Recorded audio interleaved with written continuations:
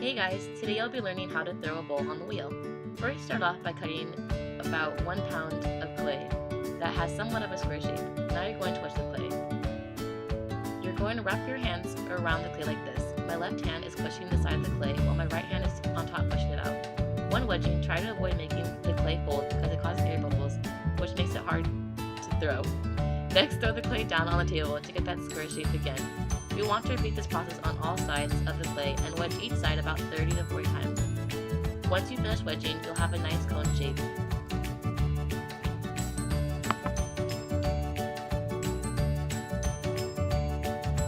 Okay, so here are some of the tools you'll need in order to throw. You will need some water, a sponge, a rib, a pin tool, wire tool, undercutter tool, and a board.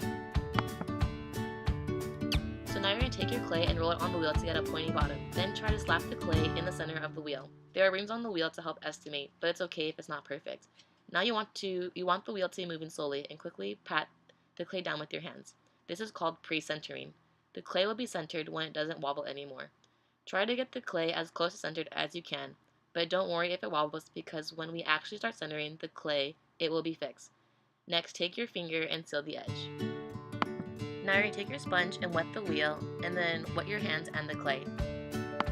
Always remember to only touch the clay with one hand and only on the right side. We are still pre-centering the clay, so use the palm of your hand to push the side of the clay. Don't be afraid to use a lot of pressure. The most critical part about throwing is to be braced at all times, meaning to keep your hand still and steady. Notice how I'm using my left hand to hold my right wrist. Also, to make sure you're braced properly, use your thigh as a brace for your elbow to give you more strength and control.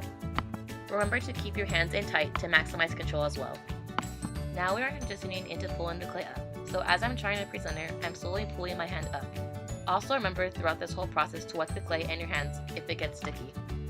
Now using both palms of your hand, you want to start pulling the clay up.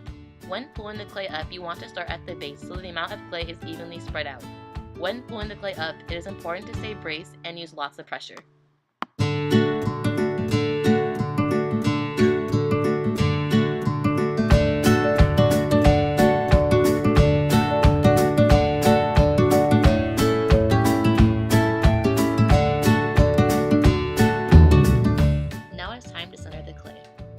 When centering, you will make a T shape with your hands, almost like karate chopping the clay.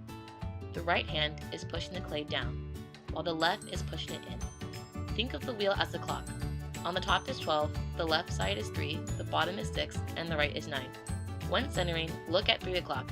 Do not try to push down center all at once. It's helpful to push down a quarter of the way and let your hands be still for a few rotations of the wheel before trying to center the next quarter.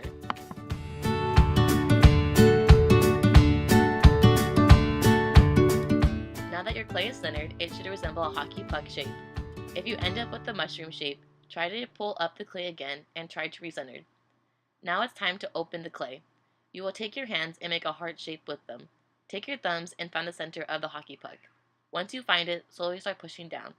Remember, stay braced by keeping your arms in tight and let your fingers glide against the wheel.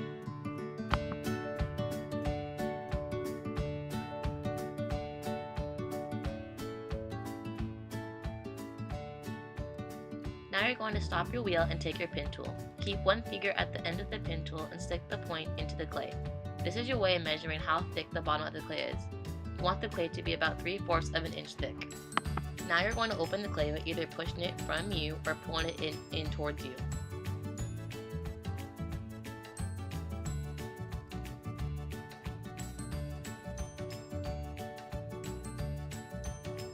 Once you open the clay to your desired diameter, it is time to compress the clay.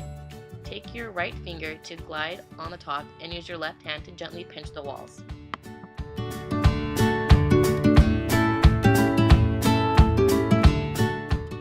Now take your rib tool, hold it tight and close to your body. You're going to stick it in the clay to compress the bottom. To compress, glide the rib from the center to 3 o'clock. While compressing, it is okay if some of the clay comes off. However, you should not be scraping off a lot. Compressing will make the bottom of the clay stronger. Now we are going to pull up the walls of the clay. This is the trickiest part because it requires your hands to be braced. Take your right pointer and middle finger. Either hold both of them together firmly or wrap the middle around the pointer like you're crossing your fingers. Looking at 3 o'clock, Your right fingers will be pulling the clay upward, and your left is in the clay and is pushing the clay upward, acting as your guide. Starting from the bottom of the clay, slowly start pulling the clay up. Sometimes I find it easier to pull up with a sponge, so feel free to use a sponge if you find it easier than your fingers. As you're pulling up the clay, remember to compress the lip frequently, or else the top part of your cylinder will become weak.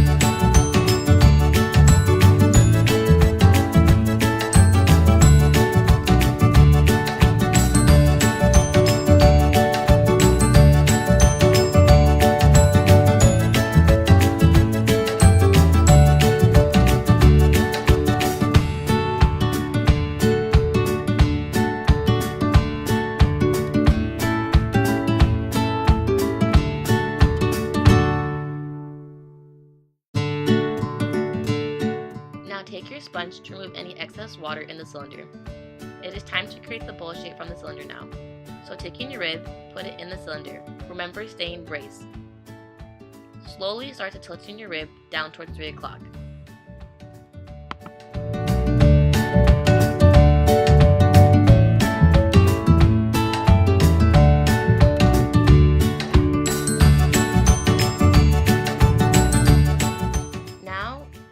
Compress the bottom of the bowl again and also compress the lid.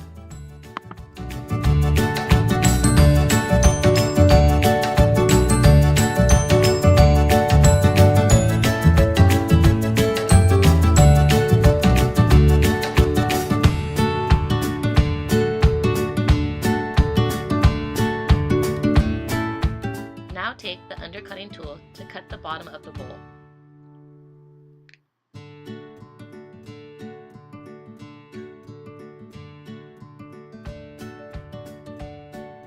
Then, taking a wire tool, hold the wire firmly and carefully drag the bowl off the wheel and onto a drying board. And there you go, you made your first bowl.